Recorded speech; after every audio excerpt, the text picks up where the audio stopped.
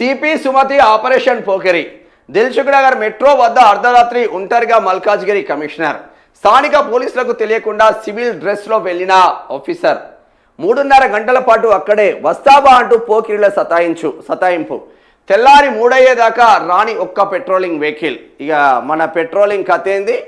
3 గంటల సేపు చేస్తే ఒక్క పెట్రోలింగ్ వెహికల్ రాలేదంటనే. ఆ ప్రాంతంలో నిరంతరం గస్తీ పెంచాలని పోలీసులకు ఆదేశాలు. 40 మంది ఆకతాయిలకు కౌన్సిలింగ్. 40 మంది ఆకతాయిలకు కౌన్సిలింగ్. ఒక సిపి పోయి దిల్సుఖ్ నగర్ మెట్రో స్టేషన్ దగ్గర ఎలా వ్యభిచారం నడుస్తూ ఉంది, మెట్రో స్టేషన్లు మొత్తం వ్యభిచార గృహాలకి ఎట్లాగా అడ్డాలుగా మారుతూ ఉన్నాయి, పక్కన ఓయో రూములు వ్యభిచార గృహాలకి ఎట్లాగా అడ్డగా మారుతూ ఉన్నాయి. తెలిసి తెలియని ఈ కాలేజీ పోరగాళ్ళందరూ మంచిగా దావత్ చేసుకున్న తర్వాత పారా కేబిహెచ్పికి పోదామని ఎట్లా పోతున్నారు?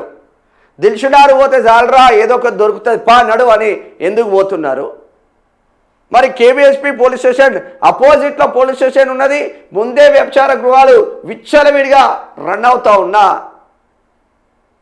పోలీసులకు పట్టింపు లేదు. మరి సిపిఐ 3 గంటల సేపు మెట్రో స్టేషన్ కింద ఉండి స్టింగ్ ఆపరేషన్ చేస్తే కూడా ఒక్క పోలీస్ పెట్రోలింగ్ వెహికల్ రాలేదంటే ఇక మనం పనితనం ఎట్లున్నదో దీన్ని బట్టి అర్థం చేసుకోవచ్చు. పేపర్లలో తెలంగాణ పోలీస్ ది బెస్ట్ అంటారు. బెస్ట్ లేదు, బొంగు లేదు, బొచ్చు లేదు. ఏడ బెస్ట్ అర్థం కాదు. అన్యాయానికి గురైనం రా నాయన, మా భూమి వాడు కబ్జా పెట్టిండి వీడు కబ్జా పెట్టిండని పొరపాట మనం పోలీస్ స్టేషన్కి పోతే అన్యాయానికి గురైన ఉండే ఇబ్బందులు పెడతా ఉన్నారు పోలీసులు. ఎవడైతే పైకం పడేస్తామనుకో వానికి వత్తాసి పలుకుతూ ఉన్నారు ఎస్ఐలు సిఐలు. ఇక మనకు డీసీపీ తెలుసట, డీసీపీకి మనం ఫోన్ కొట్టేసరికి ఇట్లుంది మనకు అండగా ఉండాలి అంటే కథం. ఇక నువ్వు ఎన్ని ప్రయత్నాలు చేసినా వానికి అండ. న్యాయం అన్యాయం, ఎవరిది తప్పు ఎవరిది ఒప్పు అన్న ఇంగిత జ్ఞానం అనేది ఉండాలి. మినిమం ఎథిక్స్ అనేది ఉంటే అన్నీ సెట్ అవుతుంది. ఆ ఎథిక్స్ లేకుండా పనిచేస్తూ ఉన్నారు. మల్కాజ్గిరి సిపి 3 గంటల సేపు metro police station Dilsukh Nagar metro station కింద ఉంటేనే ఒక్క పెట్రోలింగ్ వాహనం రాలేదంటే ఇక మనం ఏం గస్తీ కాసినట్టు? ఏదో గల్లీలాగా పోయి స్టింగ్ ఆపరేషన్ చేయలే కదా. నడి రోడ్లో దిల్సుఖ్ నగర్ అంటే హాట్ టాపిక్. ఇక ఎడ్యుకేషన్ ఇన్స్టిట్యూట్స్ మన్ను మషాను బోలెడు ఉంటాయి.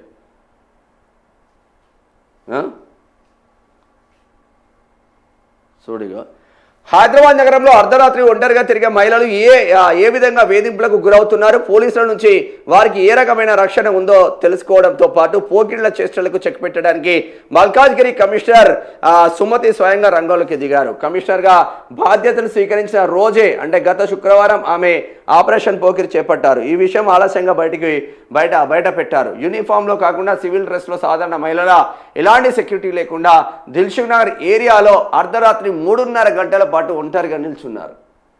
ఒకవేళ ఏదైనా ఎమర్జెన్సీ ఉండి ఇంట్లో భర్త లేకపోతేనో, లేదంటే భర్త లేకుండా సింగిల్గా ఉండే మహిళలో, లేదంటే ఏదైనా ఎమర్జెన్సీ ఉండి డ్యూటీ నుంచి రాత్రి 3 గంటలకు 1 మెట్రో స్టేషన్లో బస్సులో దిగి మెట్రో దగ్గర బస్సు దిగి ఇంటికి నడుచుకుంటూ పోతేనో, లేదంటే ఏదైనా క్యాబ్లో వచ్చి అక్కడ దిగిపోతేనో, బండి మీద వెళ్ళే మహిళలు అయితేనేది, ఏదైనా ఎమర్జెన్సీ బస్ స్టాండ్లో ఏదైనా దొరుకుతుంది కదా, మెడికల్ ఎమర్జెన్సీ ఉంది ఇంట్లో అని రోడ్డు మీదకి వచ్చిన మహిళలో ఏ విధమైన వేధింపులకు గురవుతుందని గొప్ప ఆశయంతో ముందుకెళ్ళింది సుమతి.